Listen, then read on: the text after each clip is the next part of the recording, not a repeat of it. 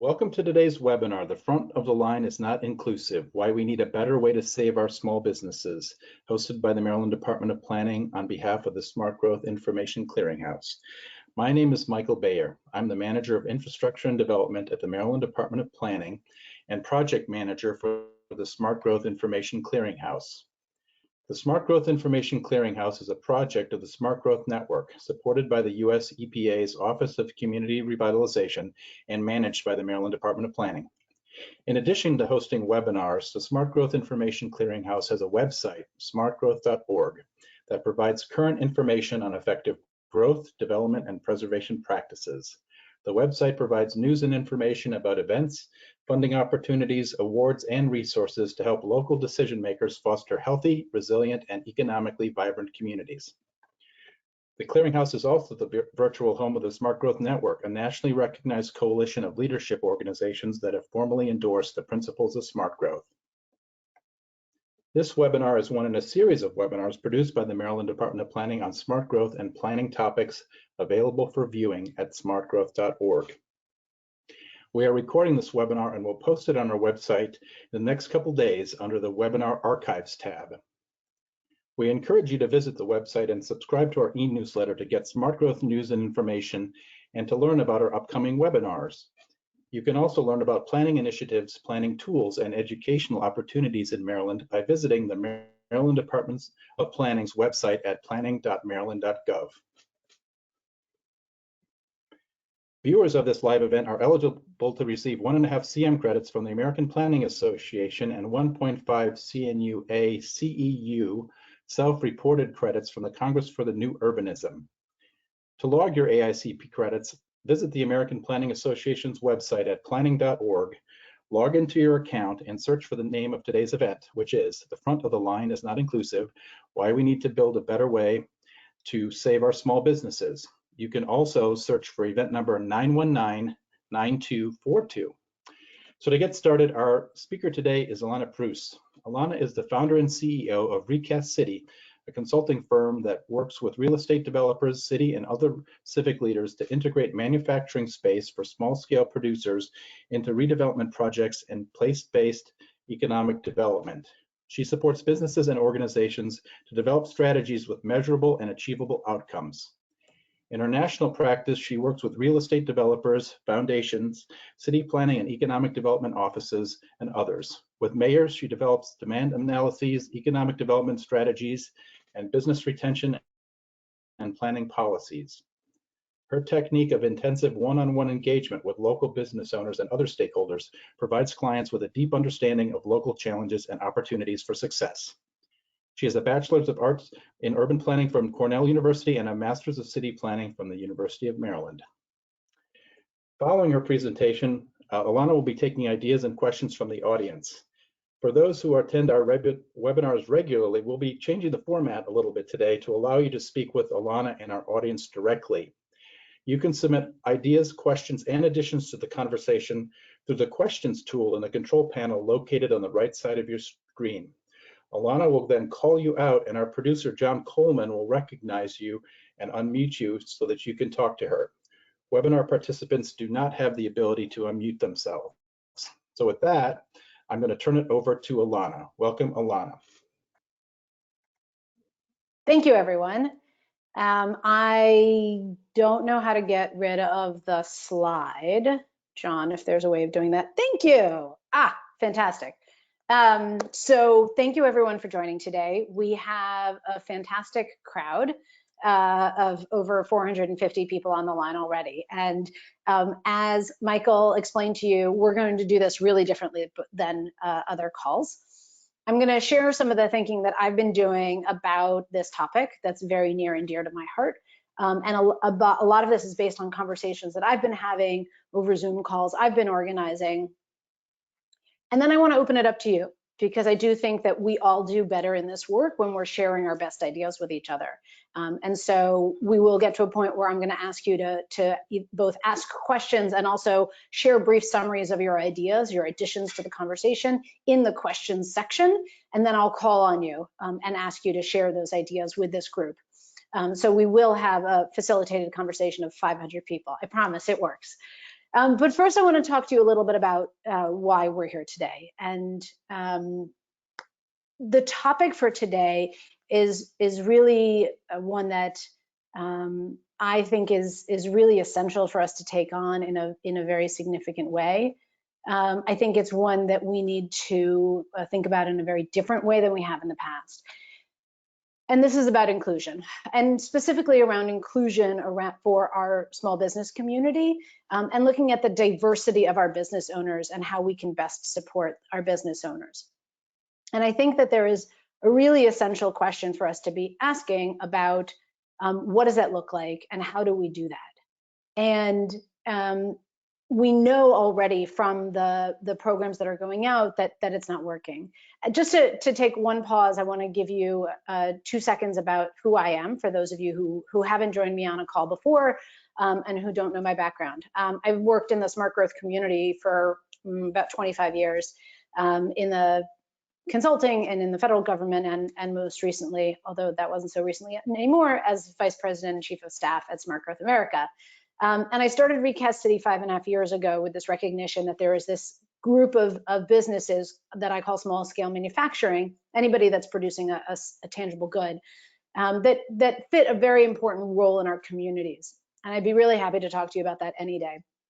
But what I've been working on since this crisis has come to the forefront of our existence is working with different communities and different local leaders to understand how do we best support our small businesses. Businesses obviously have closed in any place that has gone into any kind of shelter in place. And one of my specialties is really about facilitating these conversations and how do we get the best of what people know out into the open and shared across individuals. So that's the basis of a lot of this. The work I think that we need to think about is really having honest conversations. We know that business owners of color, women-owned businesses, and immigrant-owned businesses historically have not been at the front of the line for federal or state small business support. And so we are creating these huge federal programs that, if anybody is reading the news about the Paycheck Protection Program, you've seen how it bottomed out of money very quickly. A lot of it went to really big businesses. And more recently, there's a lot more research coming out about how it skewed greatly, and that anecdotally we see very little of it going to women-owned businesses. We have no documentation and no data about its division going to business owners of color and immigrant-owned businesses either. We know that these business owners are underrepresented in any kind of investment or bank loans or business development programming that we create in most jurisdictions, not every, but in most jurisdictions. And so I think there's this question that we have to think about right now, which is, let's set aside these first come, first served programs and really figure out how to create inclusive benefits for our small business owners. And our instinct originally, even just a few weeks ago, was just to get money out the door because people are panicking and people are suffering. And we still need to take care of people in terms of shelter and food and basic necessity. And that's a top priority to make sure that we can retain this physical distancing to protect human health. But we also need to figure out how do we do this in a way that will actually rebuild our economy after the crisis. And we know that doing it in a skewed way is not going to help us create a resilient and an inclusive economy after the crisis. And so I think that it really comes down to local delegation and local leadership. And this is the conversation I want to have today. I think there are a couple of things that we can still do at the national level, but I think it really comes down to creating really strong programs at the local level and creating that leadership, and then some of that bubbling back up. I do think that we need to, at the national level, I think that we do need to put more money into the Paycheck Protection Program to fill the needs of the folks that have applied and that are continuing to apply.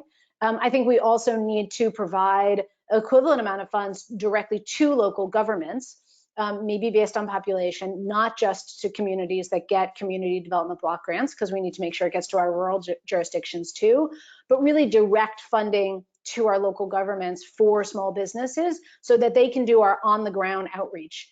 And include reporting requirements so that we understand who's accessing these funds, how are they being accessed, what's the demographic information, the number of employees, race, ethnicity, income, women, right? How do we know that we're succeeding? We need to make sure we're measuring what we're doing and really mandate that kind of outreach.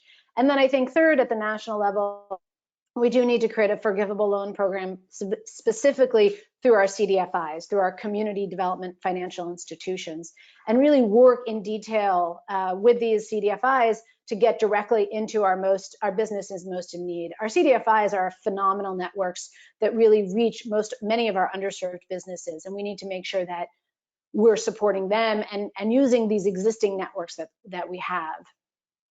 I think that without purposeful outreach and without purposeful support, we're going to leave the majority of our small businesses behind during this crisis.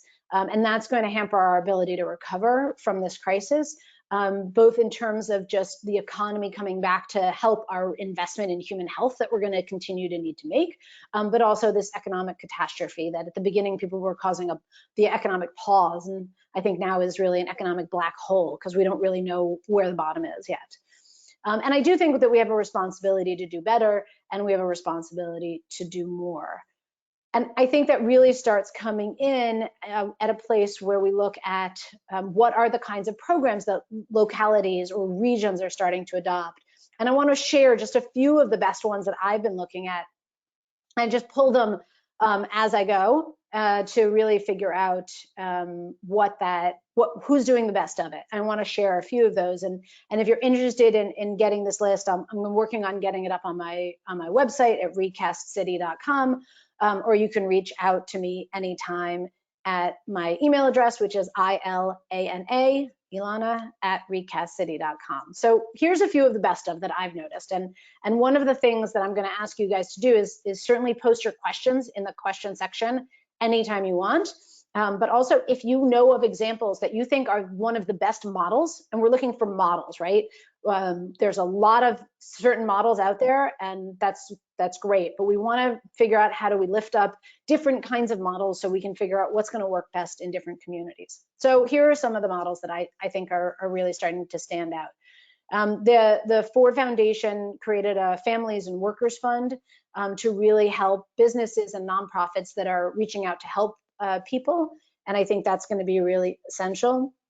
There's a ton of crowdfunding that's starting to pop up to figure out how do we invest in these businesses in the short term with patient capital that really can help them make a big difference in terms of what they can do in the short term as well as the long term. We see some examples at the state level. Goldman Sachs partnered with the Community Reinvestment Fund in Rhode Island to get a loan grant program out faster that's very similar to the Paycheck Protection Program. And then we see things coming out of partnerships with the city and the nonprofit sector. So in Los Angeles, there's something called LA Love, which is a partnership between the city, the mayor's nonprofit, and to help city vendors get cash assistance really quickly. And some of these programs are even creating swipe cards so that it's either going directly through PayPal or directly through swipe cards for individuals to get small chunks of cash really quickly. I think there's some really great models out there about how local jurisdictions or Main Street programs or downtown authorities or even private sector businesses are creating e-commerce pages so that they can promote a whole bunch of businesses in one place. These small businesses that maybe never had an e-commerce platform before can plug into it and really quickly get up and get into online sales. And then we see all sorts of different loan programs, zero interest loans, forgivable loans. There are a few that are actually targeting loans to underserved populations, low-income individuals, business owners that are underrepresented in the broader population. Louisville has one, Columbia, Missouri has one, and that's becoming really, really heartening to see. Some communities are using their community development block grants, the existing funds that they have, and now they're looking towards their new emergency community development block grants to reposition and use towards small business support. And then there's great programs. There's a wonderful partnership between Chicago and Acción, that's a small business resiliency fund with low interest loans that they've put $100 million into it. And another one that I think is phenomenal is the United Way and a region of local governments in Texas around College Station, Texas, which is called Brazos Valley. They've created, because it's partnered with the United Way, they've been able to create a grant program for small businesses and nonprofits. And because of that partnership, they can really reach a diversity of business owners within the community. And then there are also different programs that are looking at how do we focus in on the smallest of our businesses, folks under 50 employees, folks under 20 employees. So different states and different localities have different thresholds for this. And then there's a really interesting one that's out of New Orleans, that's called the New Orleans Relief Fund, from the New Orleans Business Alliance, that recognize that the gig economy of musicians and artists in New Orleans is really essential.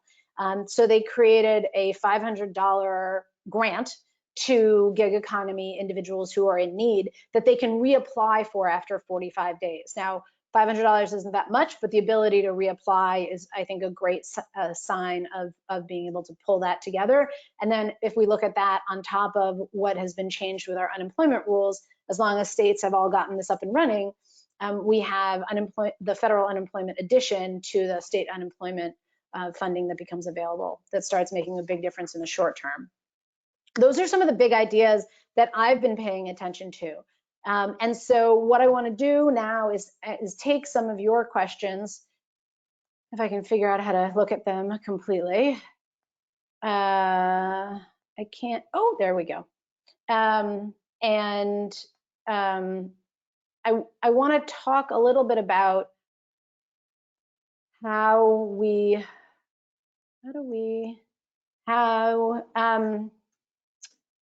Michael, I can't see the whole question.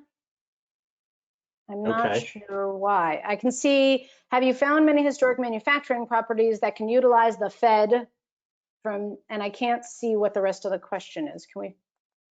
That's a question from David Banks. Do we want to unmute him? Perhaps he could ask himself. Sure. David Banks, if you'd like to pose your question, that would be great. Hi, am I? I can hear you. Okay, all right. The federal and state tax credit incentives for revamping buildings, there's a whole process to it, and that's related. I keep in my mind, the back of my mind, that a recession is usually one of the best times to start a business. Right. So that's the question. I think that there are definitely some existing programs. So there's the existing historic preservation tax credit that can be used on manufacturing properties, and then there's another one that is not historic, but also built before 1939 that could be used for that. And there's new market tax credits that can be twinned with those. So I think that there are existing programs. And one of the questions that I got from somebody else today randomly was about how do we use this time to really double down on opportunity zone investment, both in the real estate as well as in the businesses, which I think is a phenomenal question to ask. And I would think about how do we really, at a local level, figure out how to use this idea of the opportunity zone funds to focus it on businesses. And focus it on businesses in need. So I think that is a great time to think about that. My guess is that it's going to take a little bit more time before people are ready to think about the investment in the building and what businesses are coming out of this. But that being said, the folks that I know who are in small scale manufacturing, just connect this to my background, you know, most of those businesses have pivoted to create the PPEs, the protective gear that we need for our emergency workers. And so they're seeing this huge demand, even if there isn't so much funding behind it, unfortunately, in some communities. And they're really retooling themselves very quickly to be able to respond to these essential needs. We're seeing the same thing in some farming communities. So we have a distribution network issue where the farming community is now starting to partner and get products from their farms directly to people in communities because they can't sell it to the restaurants or they can't distribute it in other ways. And so we're getting products into our areas in different ways. So I think that that's really an interesting set of questions. So I'm going to move on to the next question. Teresa Campo asks, more than likely, we will not receive enough funding and we'll need to create programs at the local level using general funds and other resources. Do you have any resources of models for small business assistance? I think that, you know, some of the ones that I was talking about, I know that local government is also strapped for cash, right? We're seeing, because of the delayed tax payments and because of the drop in sales tax, where a lot of communities have been dependent on sales tax revenue for their general funds, they're struggling to figure out how to create new funds or create funding for small business. And I absolutely hear the struggle. And I think a lot of the bigger programs we're seeing in the bigger cities. But I do think that even if a community can figure out how to provide technical assistance, then, and there isn't extra funding, then that can make an enormous difference. So I'll give you one example. We know from our work with the tech sector, we know from our work with accelerators and incubators that businesses are most successful when they have mentors and when they have a cohort with a group of people that they can work with and think through things with. And so we could do that today with existing staff resources in the community and start facilitating these conversations. And then there's all of these different national organizations, both nonprofits and for-profits, that are offering to provide the technical assistance for businesses to think about how do they pivot, how do they rebuild, how do they rethink their whole revenue stream in a different way. And so even without direct funding, I think that there are really serious ways that we can provide support for businesses to start thinking about, how do I get online if I've never been online before? Could we offer people matching funds or even offer people direct contractor support to build the sites that they need because there's an existing contract through a jurisdiction or something like that? I think there's a lot of really creative ways that we can get there. I think the people are interested in information about this. There's one question about the website, which is recastcity.com, RECAST City, CITY.com. And there's a fair amount of information about these there as well.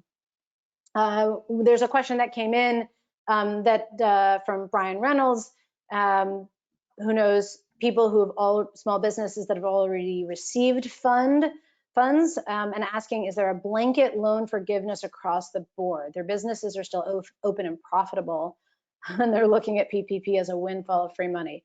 Okay, that's a bit of a tougher question. So the whole concept behind the Paycheck Protection Program is, the idea at least, is that it's for small businesses that we're seeing a reduction in revenue at the beginning in March, more or less, and we're struggling to keep their staff on payroll. And this 2.5 months of funding that you could apply for out of the PPP, the intention was that that would cover your payroll for 2.5 months, and up to 25% of that could also be used for utilities and lease costs and other payments that you need to make. And so the amount of funding that gets used on payroll, which is 2.5 times the total payroll, up to $100,000 per employee of their salary, if their salary is above $100,000, that amount can be forgiven. People can apply for more funding than that. They can, and it's a 2-year loan with a 1% interest rate. So if people can't hire back the employees within a couple of months of getting the grant, of getting the loan, then the loan is not forgiven. So you have to, in theory, you have to be able to show that you've hired or rehired people or retained people. The reality is there's probably going to be very little oversight about this. The funds went out so fast, and lots of people were rejected for reasons that nobody has any idea. So there's this very skewed set of information that is going on around it. One person, Tom Knipe, I'm going to ask you to talk about your program in Ithaca, New York, with your forgivable microloan program. Tom Knipe. Go ahead, Tom, you're on. Okay, great. Thanks very much. Yeah, we put together a program here, and we knew that just one funding source wasn't going to be enough to serve the need, and so we combined funding using CDBG funds, doing microloans to businesses with 5 employees and less, where the owner met an income qualification of 80% or less of AMI. That's an existing sort of program within HUD and CDBG funding. We then added some local development corporation funding that they had on reserve. And then almost like the day before we went to launch, Cornell University, major local employer and community partner, came in with an additional 100,000. We actually had such a huge demand for those resources, even though they're micro loans. Our 390,000 went out the door in 48 hours. So we're fundraising again for that. It's a forgivable loan, forgiven if the business shows that they were able to stay in business or reopen after 6 months. Pretty flexible, zero interest terms. So that's a little bit about the program. That's fantastic. Thank you so much, Tom, for sharing that idea. I think that the point that you make that's super, this is the kind of detail I think we need to share, right? Is that you combine CDBG funds with other local economic funds, and you got this investment from really your anchor, one of your anchor institutions from Cornell University, which is phenomenal. And then having it being administered by your local CDFI, who has the ability to really deploy something like that quickly, makes a lot of sense. I'm not surprised at all that you guys had to close it from additional applications after the first 2 days. I think the need is so great that it's really hard to even figure out how to do that. So thank you for sharing that point. We also have a question here from Jeff Fortin about specific details on the new CDBG funds. So there's a really interesting set of questions around this. So, and I've been reading everything I can get my hands on around it. So the new CDBG COVID funds are going to be incredibly flexible. I don't know if I can pull this up at the same time on my computer. There is a guidance 1-pager from HUD that came out, and if anybody wants to reach out to me afterwards, or I'll share the document with the Smart Growth Network folks and they can post it with this, the recording of this video. And it says that it waives the limits on administrative costs. It also says that you can use the new funding to pay yourself back for costs you're accruing now before you get the funding. And it waives sort of I think there's only a 5-day rule of announcing how you're going to use some of the funds. So it's really trying to create a ton of flexibility with CDBG. And I'm happy to provide that resource. I do think that Enterprise Partners is going to be hosting a webinar next Wednesday on specifically this, on what are the flexibilities on CDBG in the COVID funding. So for people who want more details about that. So what about small nonprofits being able to retain and pay current staff with declining revenues? I think this is a really important question. Thank you, Robert Brown, for asking it.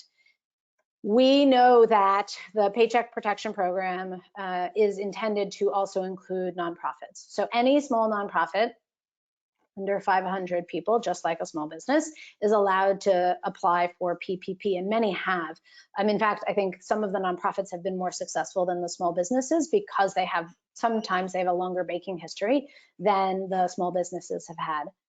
So I think that's a really important resource for folks to think about. The Congress is negotiating the next tranche of funding to come out, and it's going to have, as far as we can tell, about $300 billion to go back into the Paycheck Protection Program. A lot of banks right now, and this includes fintech, online banks like PayPal, are taking applications now. So that they can try to work through all the paperwork with people before the new tranche of funding comes out. So if you have small businesses that haven't applied, small nonprofits, sorry, who haven't applied yet for PPP, I would highly recommend doing so now, and probably doing it through a community bank. The community banks, it seems, and this is totally anecdotal from my end and reading the stuff that's going out about it, the community banks have been much more effective at processing PPP applications and getting them through the system, probably because they, relative to their side, have fewer applications as compared to some of the big multinational banks, national banks, that are just overwhelming their systems. So that's another piece to think about. I do think that there's a role for philanthropy in this, though, right? I mean, our nonprofits need to look at philanthropy and community members and anchor institutions to really help survive through this gap. And how do we make sure that we're looking at the nonprofits in particular that are providing our essential services to individuals, safety and food and housing, and making sure that people are having their basic needs met. So that's a great question. Thank you. I have a question here from Shrima Pandi, sorry, who asks, what are some examples or models that are getting to the systemic issues and are scalable? Are there proposed solutions to rent for commercial tenants in other cities? I think this is the 800-pound gorilla. And this is a question that I actually posed. If anybody wants to connect with me on LinkedIn, I'll give you my connection later on. But this is, I think, the biggest conversation we need to be having. And we know that so many of the problems that we're seeing during COVID, both in terms of human health as well as small business access to support, stems from the systemic issues, the systemic inequities that we had going into this crisis, right? We were a country where we had the biggest income gap, the biggest income inequity that we've ever had in documented history. We're a country where 80% of our counties have been seeing a decrease in their adult working population. 80%, huge, huge changes going on across the country.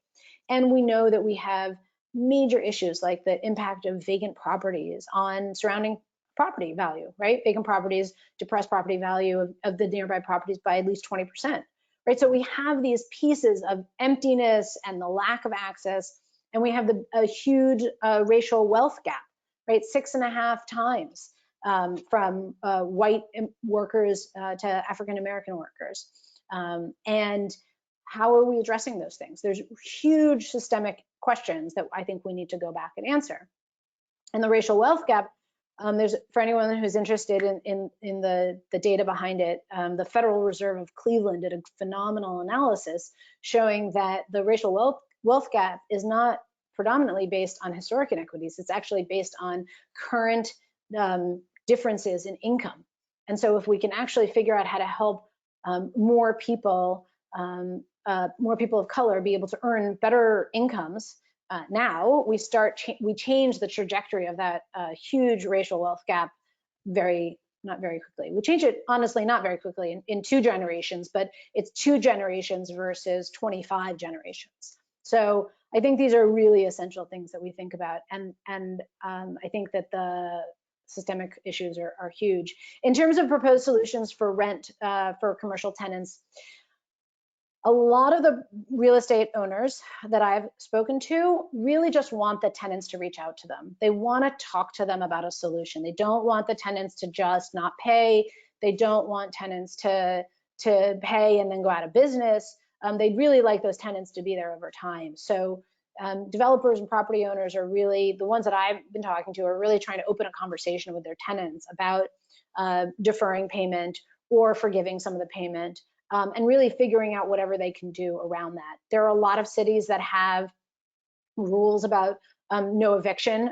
No eviction mostly is on the residential side that I've seen at the local level, but we're seeing some of that happen on the commercial side too, because it's not like there's somebody else that's going to move in right now anyway. So if people have seen other good examples of what's going on with rent for commercial tenants in other cities, and you want to add your idea to the questions list, I'd be happy to call you out to be able to talk about it.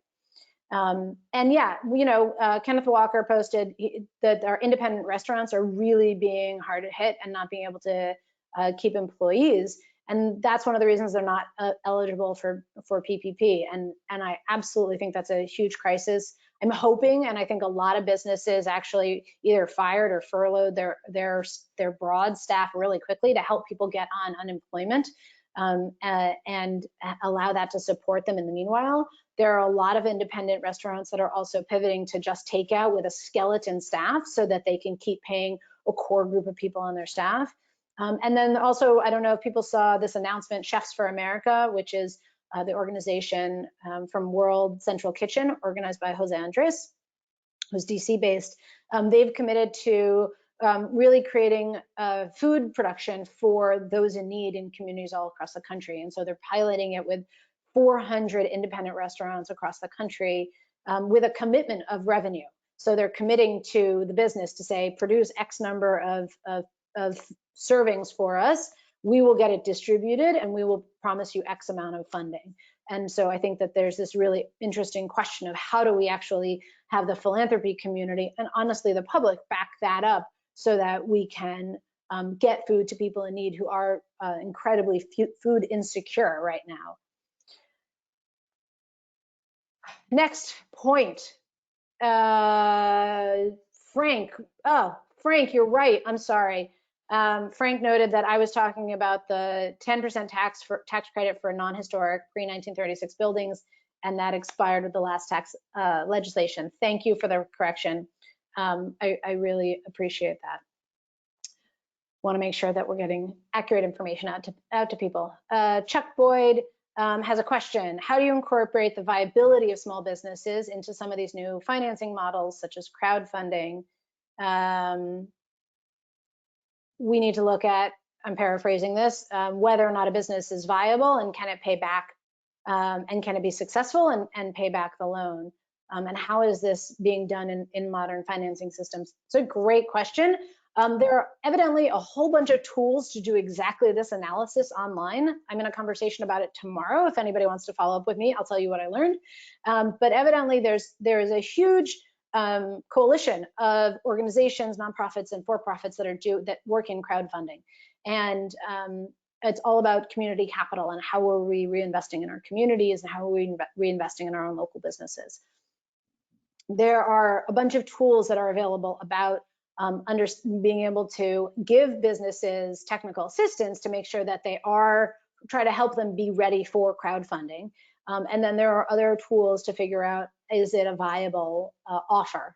And then there's a ton of different crowdfunding tools. So I think that this is a really great question, Chuck, and one that I know I'll be researching and sharing whatever I learn about. But I do think that this question is coming up a lot, not just around crowdfunding, which is, we're putting out a lot of money, but we don't know if these businesses are going to be there in 6 months, let alone 1 year.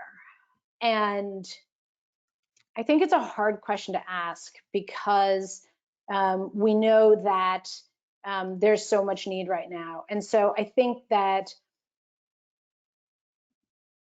we have had a lot of programs in the past. This is my personal opinion. We've had a lot of programs in the past where we've given out grants to recruit businesses and to bring them to our community. We've spent a lot of that money on really high income jobs to bring high income jobs to our communities. We have almost never spent that kind of money on small business. And when we spend that on recruiting large businesses or high tech businesses, we have minimal commitments out of them, a certain amount of hires or a certain amount of years in the location. But then most communities actually have no way of checking back up on that. And so I sort of think that if we're looking at that question right now, then we're a little bit on a double-edged sword on, are we having different rules at different times? Are we making it harder now versus what we actually need to help people? I do think that we need to pair these grants or these low-cost loans with the offers of technical assistance, with these cohorts, with the mentors. And I think that we need to get that effort off the ground really, really fast. And that's exactly, I guess, what Alexandra Corvello is talking about too. She asks, how do we support companies that are in the short term helping with PPE, but will not be needed in the post-COVID economy? What questions do we need to ask ourselves in order to help? This is a great question. One I had a phenomenal conversation yesterday about as well. I think that we have a really important conversation to make about how to secure our supply chain.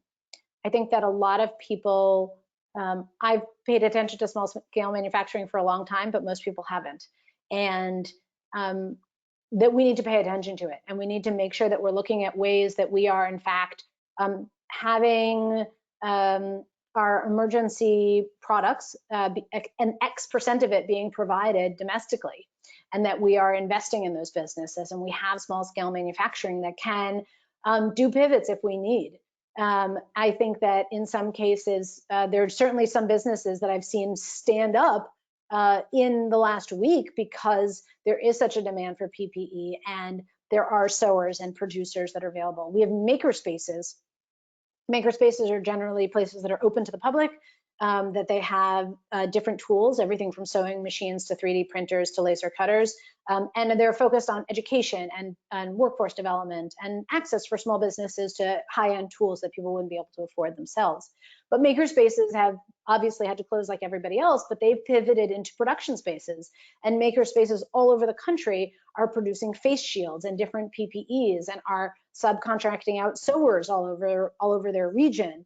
There's an amazing one in Baltimore called OpenWorks Baltimore that's been this epicenter of production for the very wide region around it. So I think that there is, on the one hand, a responsibility to keep supporting these businesses and these nonprofits like OpenWorks Baltimore, but also I think that there is an important conversation to talk about what do we want to be producing domestically. What is worth spending the money on so that it doesn't have insecure distribution as part of the threat of getting at those materials. So I think those are great questions. Joel Plaskin asks, is there any trend of state or local government spending waiving or doing away with business licensing requirements? For new businesses getting launched now, I haven't seen anybody talk about that yet. If somebody would like to add into the questions where they've seen something like that, I'd be happy to call you out and have you share that, but I haven't seen anything about that. I think most places are focused on how to help the small businesses that are there and aren't thinking so much about creating ones. I have, in North Carolina, there's a jurisdiction I was talking to that got a space permitted and the business licensed all in a week to help stand up a PPE producer. So I definitely think that if these businesses are able to reach out to their jurisdiction, folks are trying to figure out how to expedite the process, but I haven't seen anything around suspending or waiving any of that. Susan Roth, I'm going to call on you to talk about your point about a hub to help small businesses with supply chain issues. Susan, you're on. Oh, can you hear me? Yes. Yay. Okay, so yeah, I saw it's in Sullivan County. I live in Orange County, by the way, and we have about 7,000 people that are sick with COVID. But I also live in a very big farming region, and a lot of the farmers around here are just on shoestrings, you know, because we live in the Black Dirt area. We produce a lot of the onions that go out across the United States, but the smaller farmers, a lot of them specialize in produce that is consumed locally or consumed in our local farming, local restaurant community, you know, in New York and areas like really around here. And I saw a news article today on my local news. It said there's a egg farmer in Sullivan County, which is about 30 minutes from me, and they have like an unbelievable number of eggs, like 500,000 eggs that they can't get rid of because they built their business around restaurants, which aren't consuming eggs. Right. And they have all these eggs, and they're one of the last ones that are around. You know, we had local eggs, you know, in my community, and you know, local eggs are really delicious. I think the closer I can get to the egg, the better they are. Yeah. And I really hate to see these people, they're such under stress. And I thought, well, why can't they do something, some sort of nonprofit, help them? They say that they're having trouble trying to create those new relationships. They know that there's needs of egg in supermarkets and stuff like that. Everybody's staying at home, right? But they don't have those. They don't have the know-how to be able to get that market chain, you know, whatever it is, get that help to get those eggs into another market, you know, and Right. I was thinking maybe that would be better. Susan, I think that's a great question. Thank you for, or point, thank you for adding it. I think that we've heard from a lot of people in the product world that distribution is really the problem. People had set up their specific distribution networks, and what you're seeing with this farm community and with the egg producers, exactly that. I do think that this is an important role for our local and regional economic development authorities to help make the connections. I don't think there's any way a small business can find all of their new distribution networks overnight, which is sort of what they're going to need to do. So in some areas, we're seeing, you could look at the extension agents as a resource for that, is one entity I would reach out for.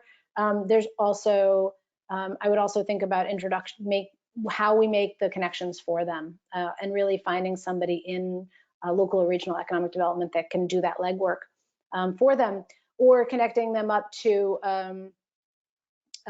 food bank and how they could help with that as well. And maybe there's another entity that can pay for the eggs themselves.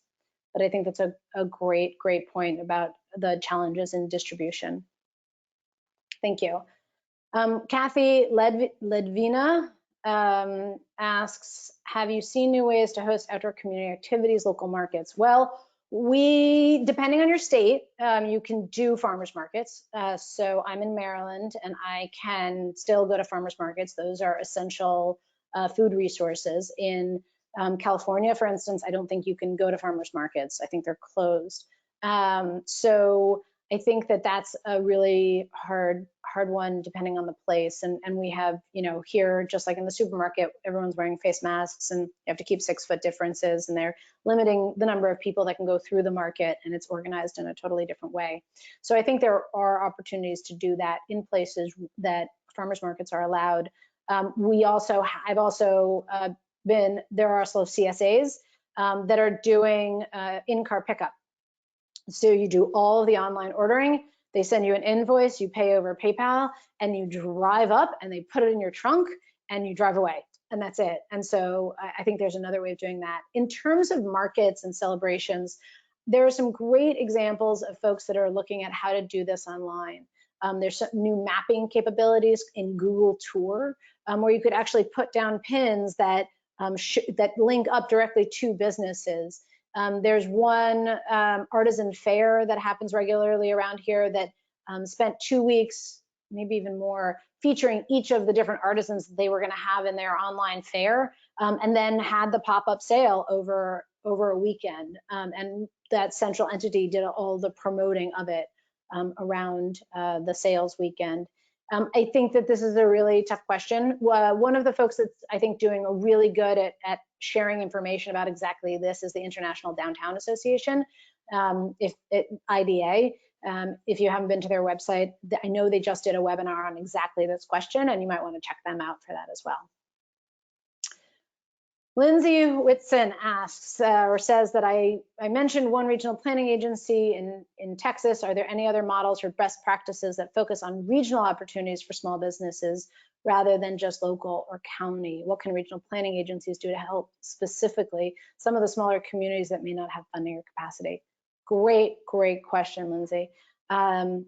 We know that a lot of our smaller jurisdictions, our rural towns, are not going to have the capacity to do it the same way. And I do think that there is a huge role for a regional planning authority or a regional economic development authority to come in and provide this kind of technical assistance. I think there's a lot of power in convening. I think that most people are sort of literally stuck in their own space, but they're also stuck in their own space in a mental way and don't even know where to go for resources or questions. And even just having a conversation like this, of bringing leaders from across a region together on a call to say, what are your needs? What are you hearing? Asking people to go out and interview small businesses so that they have real information and they're not even guessing at it can make a big difference. And I want to emphasize that point for a second. There's a shocking number of places, including nationally, where we're guessing at this. And there is absolutely no reason that we should be guessing at this. We need to go out, not physically, but mentally, and call small businesses and find out what are their struggles, what are they facing, and make sure that we're reaching a diversity of business owners to understand different kinds of struggles that different people are facing, and then be able to build our capacity based on that. Technical assistance and some kind of funding will be a part of it, but I don't think we have any idea necessarily what people are going to need a month from now, let alone a week from now, if we don't start talking to them directly. So I think that convening power out of a regional planning agency, creating the tools, creating the how for those smaller jurisdictions that won't have funding, that won't have capacity, and really being an extension of that capacity is going to be really essential.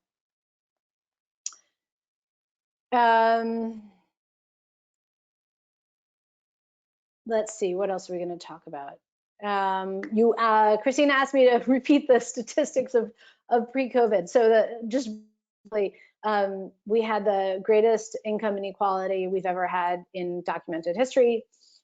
We had a racial wealth gap that was 6.5 times from white to African American.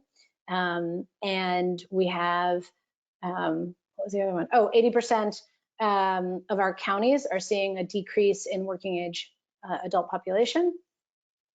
And then the other one I was talking about was the impact of vacant properties is reducing property values by at least 20% on the surrounding area. So that was sort of the storm that we had brewing before COVID. Amanda Smith-Peters, I'm going to ask you to talk a little bit about what's going on with the property owners that you're seeing. Amanda? You're on, Amanda. Sure. Hi, I am with Highlandtown Main Street, and I just wanted to mention that just like I've been encouraging business owners to call back again, not only to their property owners, but also to their banks.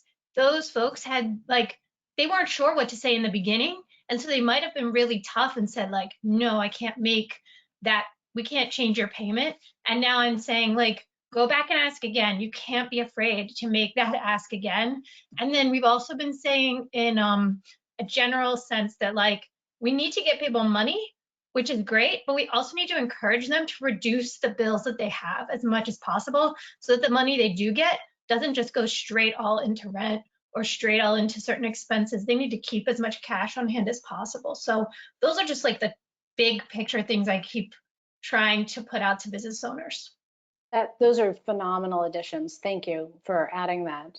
I'd like to have Randall Nixon speak, who's talking about the importance of census participation in starting to address some of these inequities. Randall, you're on.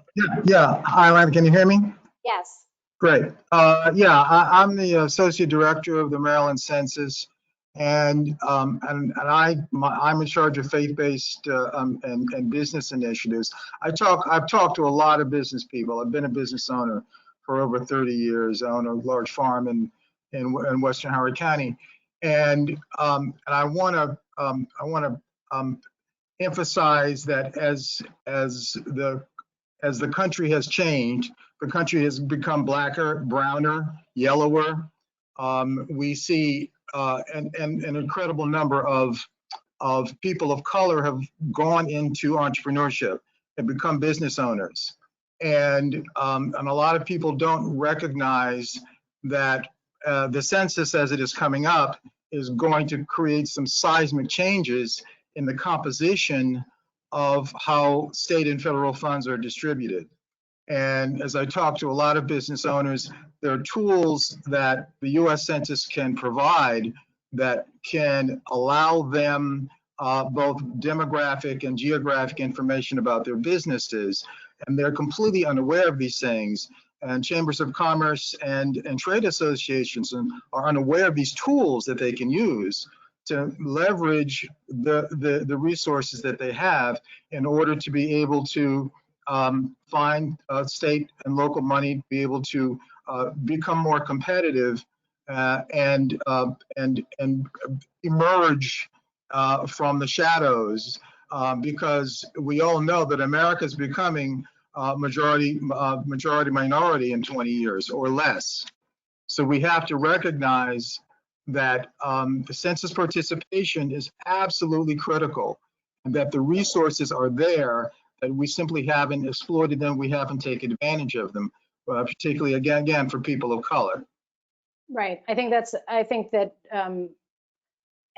can't overemphasize the importance of our census outreach that we need to do and have been doing, and really thinking about the outreach in a very strategic way. When I work with a community, there's always divisions. Every community has divisions, right? It's an honest reflection of life, I guess. Some communities, the divisions are bigger divide than in others. But when we work with a community, the first step we always do is we go and we find small scale manufacturing businesses. I promise this connects to the census. And when we want to reach out and find small scale manufacturing businesses in a community that's never really recognized who these businesses are and never really engaged them in business development in the past, we do this really broad outreach by working with what I call connectors. Everybody has different names for this. But the people who are known and trusted in different parts of the community, and people who are known and trusted, especially in communities that are generally underrepresented in our business leadership community. Sometimes it's faith leaders, different kinds of civic leaders, cultural leaders, people who are often not involved in the business community. And so how do we work with them to actually get information out saying we're looking for these businesses as a way to make sure we're building an inclusive community of business owners? I think we need to do the same thing with the census, is who are all of our connectors in every one of our communities that can help carry this message so that people don't just hear it once on TV or twice on TV, but they're seeing it constantly from within their own community that they know and that they trust, so that they are going to act on it. So thank you very much for bringing that up. We have a bunch of questions here about different kinds of businesses that are really sort of the lifeblood of our community economy in certain places. Desi Asondu Eze talks about the construction industry. Other people were talking about Chelsea Albucher, I'm sorry if I'm not doing well with your names, talks about our arts and cultural and fitness and hair salons and dry cleaners, all of these different kinds of really micro businesses that are essential to our neighborhoods and that can't be transferred to e-commerce, right? We can't move hair salons and we can't move construction to e-commerce. And I think that is a really essential thing for us to acknowledge, that not everything is going to be able to move online. I think there's a couple of things to think about then, is this short-term triage of what kind of unemployment benefits can people access? Is it enough for them to survive? How are we making sure through our social services that people have shelter and food to get through these first few months? I think we then need to also work with those business owners to figure out how to be more COVID proof. And what does that mean in terms of the way they do business? Because we know that we're going to have partial openings before we have full openings, or at least it seems like that's going to be the case. And so getting a lot of brains together to say, well, how could this work? The same way a bunch of you corrected me that farmers markets in California are not closed, but that different people talked about having farmers markets where you can drive up and get your content. So can we do that with dry cleaners? I don't think we can do that with a salon. Can we do construction where people are maintaining distances in a different way? Some construction is still happening that was deemed essential. So, you know, that's going to be dependent on different places. But how are we going to make sure that we're creating an environment in which we are really thinking about human health, and also then figuring out what are the ways we need to change the way we've always done business, and how that works. And I do think that, you know, one of the other questions that comes up is about social media, and I think that there is this question around social media and how do we help people get savvier faster on social media, and how do we help actually not only echo what they're doing, but help them figure out how to be most effective on any one platform. And I think one of the important things for us to teach people around social media is that their ideal clients are probably on one of the platforms, and that's where they really need to focus. And if it's a consumer-based business, it's probably on Facebook. And if it's B2B, it might be on LinkedIn, or it might be on Instagram, right? But helping businesses figure that out. There are tons of how-tos online, but really honing in on how to do that.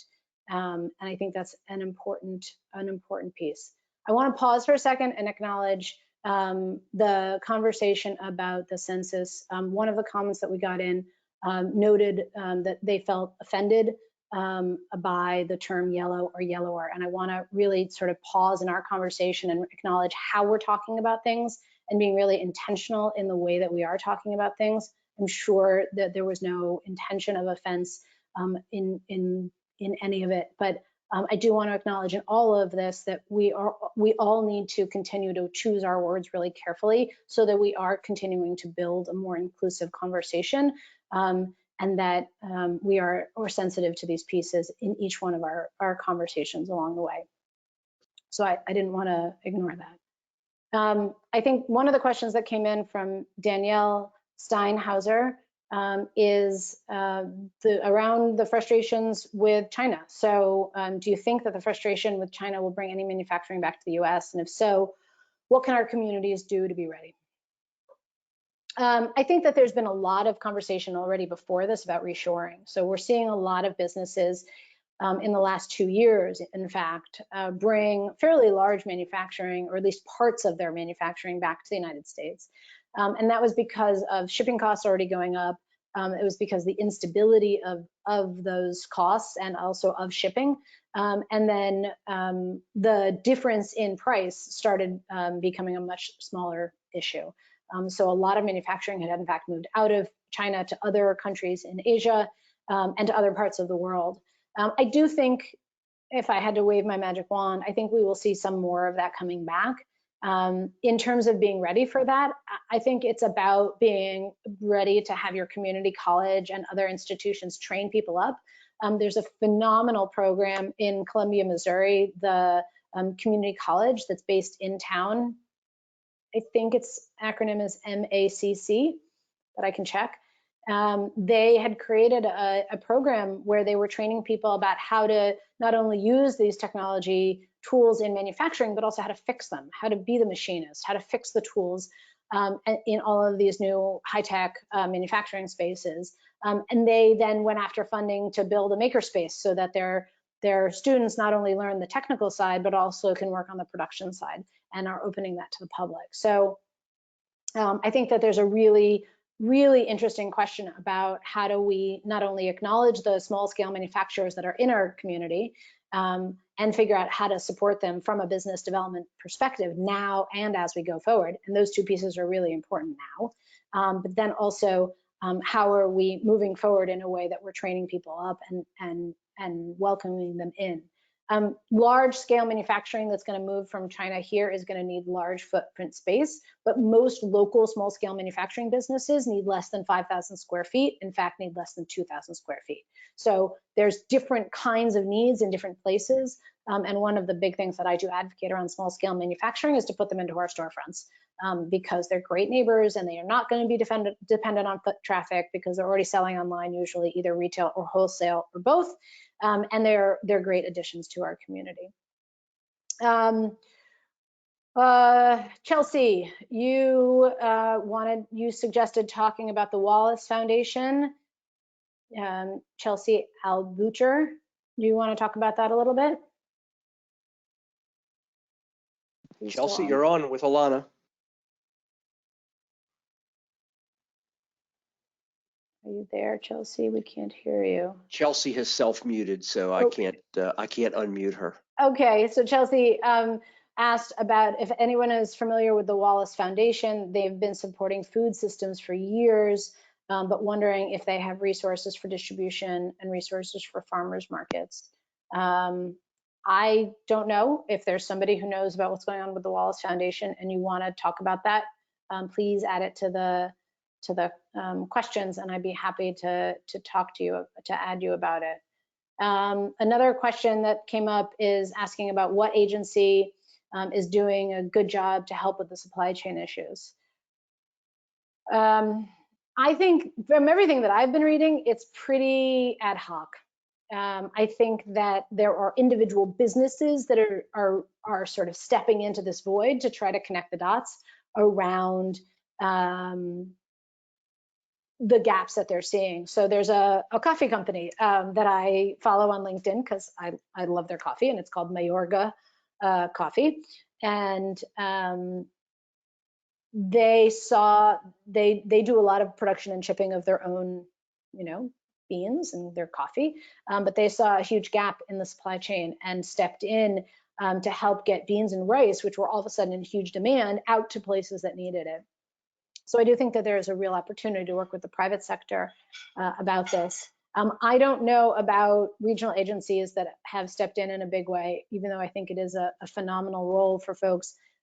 There is a shocking number of Slack conversations going on. I don't know if you've ever used Slack, but around, for instance, production of PPEs, there are tons of different Slack lists figuring out the best material, the best process, safety protocol to make sure that things are clean and sanitized before they go out to the emergency workers, to make sure that that all of that is working. So my guess is that there are Slack conversations about the distribution side too. I will happily check into that, but I don't know anything off the top of my head around that. And if you have an addition around distribution that you know about, please add it to the questions, and I'd be happy to call on you.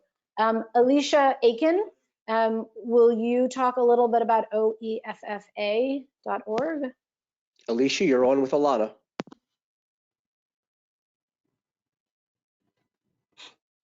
Alicia, are you there? Well, Alicia shared oeffa.org is a great resource for the Midwest. I don't know all about anything about it, but it's definitely worth checking out if somebody shared that in this community. Stacy Reidenbaugh, can you talk a little bit about your farm to table, about the pivot from restaurants to farm boxes? She has left. Oh, I lost people. So Stacy added a comment that there's a farm in her area that was featured in the Philly Inquirer yesterday because they were able to pivot from restaurants to farm boxes and partnering with dairy producers, meat suppliers, and other farmers. She provided a link here that I will make sure goes out to folks, but it's in inquirer.com, and it says CSA box farm share, Green Meadow. So I think this point around farmers and meat and dairy producers partnering together to create new distribution networks is going to be really essential for a while, because my guess is that even as things open, demand in restaurants is going to stay low because of how we're going to need to maintain distance for a while. So I think that's a great example to check into. And it seems like a lot of folks are having farmers markets with drive-up opportunity as well. Then also Alicia Aiken suggested checking out tilth.org for local food system assistance on the West Coast. That's TILTH as well. So, and just to jump back for a second, when we had the question about the licensing, it seems that there's a whole bunch of states and localities that are suspending it. So Kristen Mitchell, are you out there and you want to talk about Maryland temporarily extending expiration dates? I think Kristen has left too.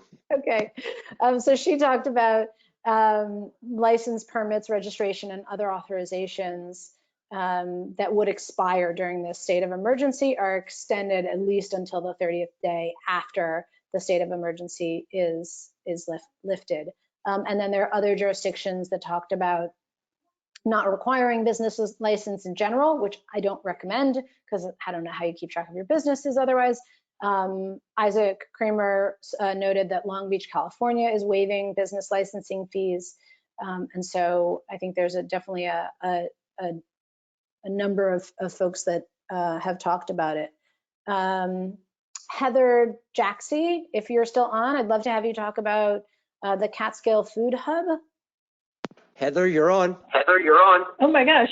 Yes, the Catskill Food Hub started up a couple of years ago, and they've been working really hard to distribute sort of the overage that our farmers are producing. So I was curious why the egg farmer didn't know about that, because they've been hugely helpful during this time, and also getting food to our needy here. So wonderful. Thank you for that addition. I think that the vast majority of the time, the information flow is the hardest part. Where I read something, 17 times, and then somebody asks me a question about that, and I can't figure out why they didn't see it. But one of the challenges with social media and information flow right now is that you only see the stuff coming out of your own community. And so how we jump communities and really get information out there effectively, I think becomes a really big challenge. And figure out who are those connectors who can get information out there in different ways so that we are continuing to expand the reach of information like the Catskill Food Hub. So thank you, Heather, for talking about it. Casey Shields, I think, has really a phenomenal question, and this is what I've spent a lot of my time thinking about lately, which is how do we think small business will be changed permanently moving forward? And I don't know if I think it's permanent or if it's just really long term. But I think it's a great question about what's going on in our communities. I think my first guesses, and if people want to add to the comments at the bottom, I'm happy to call you out. I think that everyone's going to be online. I think that and I think that anybody who can figure out multiple revenue sources is going to figure out multiple revenue sources. And that's a trend that we've been seeing. Small scale manufacturing businesses are usually selling on-site, online retail, and in wholesale, or at least two of those three. And so I think that that's going to be a big part of everybody's business going out of this. I can hope that we have more understanding of what it means to be a contract employee, either in the gig economy or as an independent contractor, however you define it. And I also hope that in these next few months, we really recognize the need to very specifically address the need of people of color, of immigrants, of women-owned businesses that aren't being represented in the services that are going out and in the funding that's going out. It's going to be an enormous missed opportunity if we don't do that. And I think that really getting our own arms around what it means and how do we do it, how do we do it if we can't do it at the federal level right now, how are we doing it at the state and local level, and what does that look like, and how are we transparent about it, right? I mean, we all talk about in all of our work, if you can't measure it, we don't know if it happened. And so, but somehow we're doing that right now anyway, because we're all panicking. So I think that there's a really important point to say, measuring it isn't going to slow us down. We're just documenting as we go, because slowing us down was the biggest pushback I got about measuring it. We're just going to document as we go, just like any other Google form we're filling out. And we really need to measure and see who's benefiting from what we're doing. Most of the time when I work with communities on small scale manufacturing and how do we support them from a business development perspective, A, they've never thought about how do you support small scale manufacturing and business development. But B, when we look at who's accessing business development programming, it almost never reflects the demographic diversity of the community. And so how do we make sure that we are doing that now when it is, I can't even say even more essential. It was always essential, but it is also increasingly important and essential for us to do that as we go forward with these huge tranches of money, the likes of which we've never seen going out into our economy to try to help people and looking at who's going to benefit from that and who's not. So I think that this question about how small business will be changed and how our decision making will be changed, I would love to see, from a locality leadership perspective, this demand for being able to do it differently, and really showing how communities are spending the funding differently. From a smart growth perspective, if we are not investing in the diversity of our businesses, we're not doing smart growth. And it's something that honestly 15 years ago I didn't talk about enough, and I will readily admit that I didn't, and I think that we need to doubly, triply do so now and really talk about and act on how are we making sure these programs are inclusive in terms of the benefits of who's receiving them. That is my rant on that. If somebody wants to talk about other ideas about how they think small business will be changing permanently moving forward, I would welcome you to talk about that. Susan Roth talks about visiting Oklahoma City and the small business production in the revitalized portion of downtown. Susan, you want to talk about that a little bit as a way where we might see things changing going forward? Susan, you're on. Okay, I don't remember the names of either one of them, but if you haven't been to Oklahoma City in a while, you should go down there. It's down near the Oklahoma City Thunder where they play. And they've also built some residential housing in that area. Right. And if you remember, that was the area that was really affected by the bombing that happened, the OKC bombing. And they've really remade themselves. And I visited a couple of shops there. One was a coffee shop, and which was really cool and funky. They had lots of little businesses that were, some were open, some weren't, and they had some artisan businesses, and they have a t-shirt shop that took advantage of exactly what you're talking about the online and whatever. And I happened to talk to that owner for a little bit, and he said that he does like about 70% of his business online. So it was really incredible the way it had changed, from when I was still there, when I was there in college, some number of years ago. Right. And just adjacent to those, some of the older businesses that I used to frequent, like the cheap Chinese or Vietnamese shops and stuff, they were still there. Right. So, but it has been accused of displacing a few individuals, and so they've had to kind of ramp up their affordable housing component of that particular area. But it's a hot area to live in. Yeah, it's an interesting question that I always ask my clients when we start is, wave the magic wand and tell me what is that vision of success, and then let's figure out how to be ready for that kind of success. Because if you're so successful and we bring small scale manufacturing into these empty storefronts, the neighborhood's going to get hot. And then all of a sudden the prices are going to go up, and nobody who is part of that community now is going to be able to afford it. So let's plan now for the wild success and put whatever programs we need to put in place when it's not even something that we can fathom. But I think your point is great, both in terms of what we're seeing happen on the ground in different communities. I mean, before all of this happened, artisan sales had been out of this world this past year. Small scale manufacturing was exploding across the country. So I'm hoping that we can all get back to that eventually.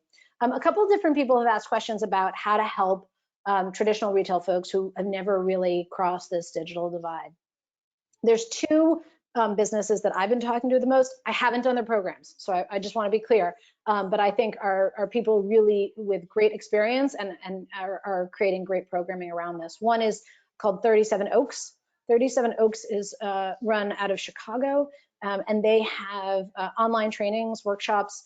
When it's not emergency time, they also do them on site.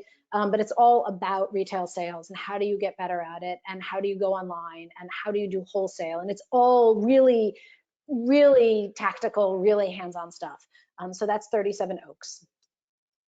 The other one is Silver Lining, and they have a whole online course.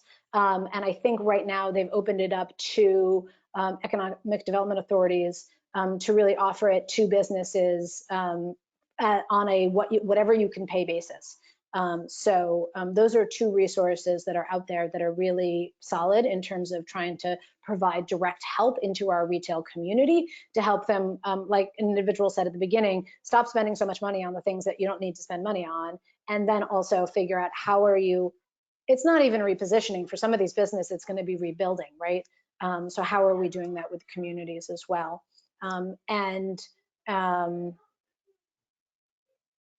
I haven't seen anybody, Isaac Kramer here asks, is there any work being done to create a toolkit to help businesses restart in terms of health and safety, movable furniture, or contactless payment?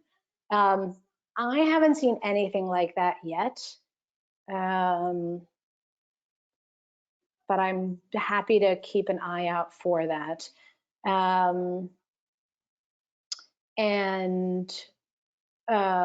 I think that when we think about how to make sure we get these technical resources like the retail training I was just talking about to our most highly vulnerable small businesses, I do think we have a public responsibility to do the outreach. And this goes back to the connectors, and this goes back to local leadership. But in most cases, it means getting out of the people that we always talk to in our communities. In some cases, for people, this means getting out of your comfort zone of having the conversations in the way that you've always had the conversations with the same people. And we have a responsibility to get out and talk to people on their terms and in their spaces, if not physically right now, at least mentally, to figure out how we can not only get the information out there, but how does it need to be different. There's a great group of people I had a chance to work with in Lafayette, Louisiana, where the Lafayette has a startup business program, but the individuals I was working with in the Macomb-Vizay neighborhood, who are these amazing community leaders and business leaders, realized that the people in the neighborhood, who's historically African-American, low-income neighborhood, didn't have some of the basic understandings or the basic systems in place to be able to access the business development programs that the city was providing. So they created a business academy in the neighborhood, in a community house that they actually built in partnership with the Habitat for Humanity. That was a house that they bought off of vacancy, delinquency, and rehabbed it as a center for their community to be able to come together there. So I think there's a lot of different ways that we need to think about meeting people where they are and how we help them wherever they're starting from, and not assuming that we know that where every small business owner is starting from. One person, Chelsea, shared the link and the information, the Wallace Center, not the Wallace Foundation, sorry, and the National Network for Funding, the funding source for food distribution and food systems.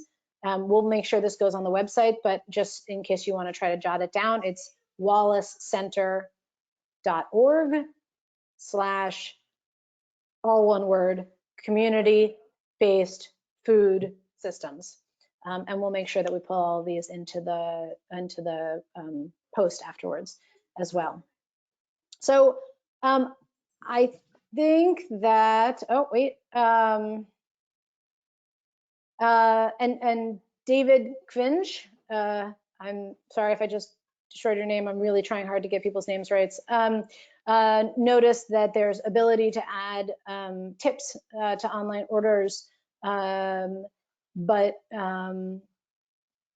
it's a question about how do we do it now versus how do we do it for all of our service workers going forward? Are there different ways that we can help going forward? I think is a really, really interesting way, interesting way that we can try to help. And Jenny, Jenny Plummer, I can't see what your other name is behind that. Do you want to tell us a little bit about what you're sharing from Hello Alice?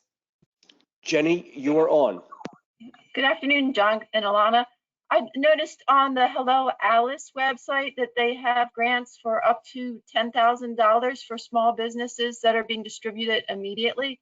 And so I've provided the link, but they have a COVID business center, and part of the resources include how to quickly switch your business to go online. So people might be interested in that resource.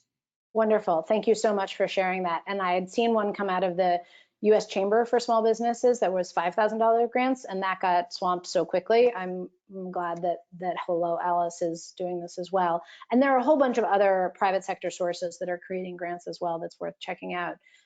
Desi Asondu Ezi, do you want to talk about the formation of cooperatives as one of the methods to really help people?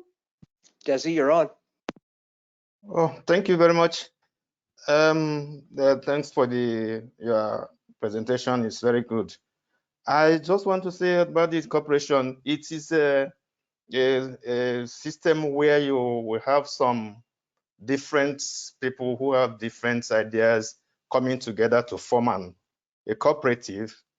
At this period, what they now do is they have the interest of their members. Some of them may be having problem of having enough fund to cater for themselves, but they are registered with governments and so many other organizations. So I'm thinking, is it not better if they can have access to government loans, even if that is soft loans, so that they can be able to cater for their members who are unable to stay outside now and do any business? Thank you very much. Thank you for sharing that. I think that it's important for us to think about how we are supporting these businesses and think about how, oh dear, how we can really make a big difference around that. And I'm trying to share a slide with you just so you have a way of following up if you're interested. Oh, paused. Why did that do that? Share the other So- screen. Share the other screen? Under sharing, show, there's a drop down. You can select the Yes. screen you want. Just a window? My screen. Main screen. You know, this is why I was just talking to you guys all that time. No.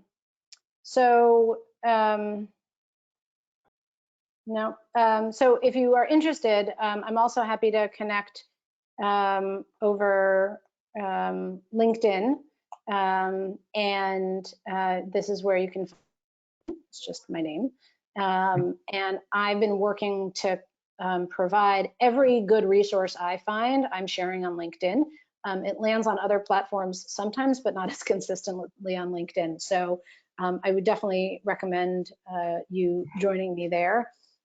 And my email address, I'm available if you have follow-up questions or if you just want to ask or share examples that you didn't have a chance to share today that you think is important to share with folks. Please feel free to email me. And just so people know, Recast City is also working with communities on a short-term emergency basis to help find local businesses, small businesses, to understand their needs and to really reposition and figure out a strategy of how to support them over the next few months. And we're also working with folks on how do we really pull together our small-scale manufacturing community to respond to the PPE emergency and really pull things together. And so if you're interested in talking about either one of those things, because we know that there are never enough hands and hours in the day to get any of that done, please feel free to reach out to me. I don't have anything else I want to show you. I'm going to hand that back to Michael. Michael, is it all you? Yes, thank you, Ilana. And thanks for everybody for joining us today. And I will say that I was noticing all that Ilana was posting on LinkedIn, which is why we invited her back today to share a lot of this information with us. So with that, we will go ahead and conclude our webinar. The front of the line is not inclusive, why we need a better way to save our small businesses.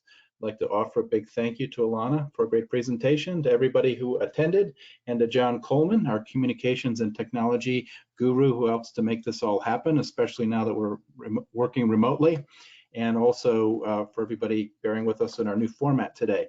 The complete recording of today's webinar will be posted on smartgrowth.org in the coming days. Also, all attendees will receive an email that will contain a link to a personalized certificate of participation. So if you need that, please look for that in the follow-up email. When you exit from today's webinar, you'll be asked to participate in a short evaluation. Please take a few moments to provide feedback so that we can continue to improve the webinar experience for you.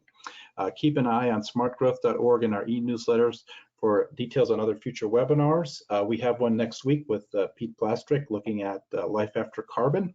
We're also working with our Smart Growth Network folks to deliver a series of webinars that will start later this spring. So please be on the lookout for that.